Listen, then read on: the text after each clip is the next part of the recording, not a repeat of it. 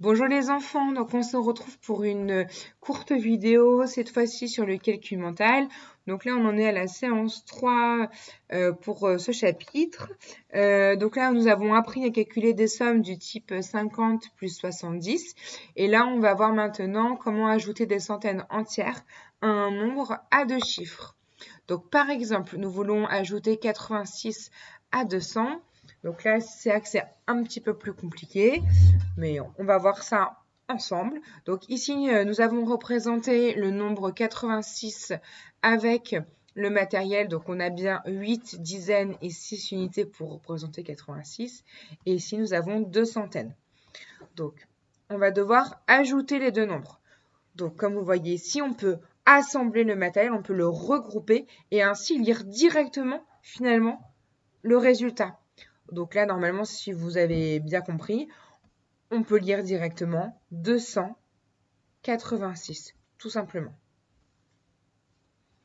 Alors, donc 86 plus 200, c'est aussi égal à 80 plus 6 plus 200.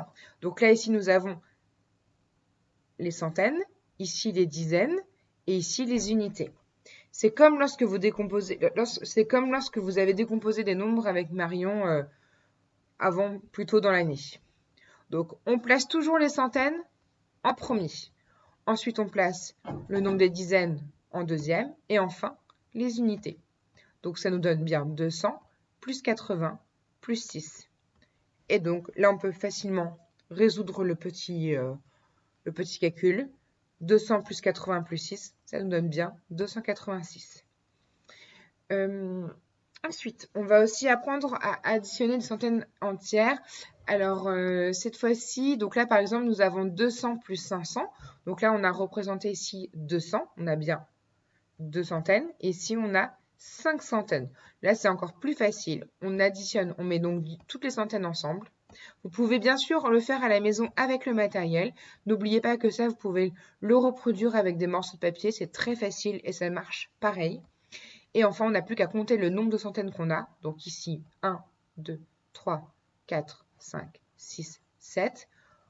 Cela nous donne donc 7 centaines et donc 700.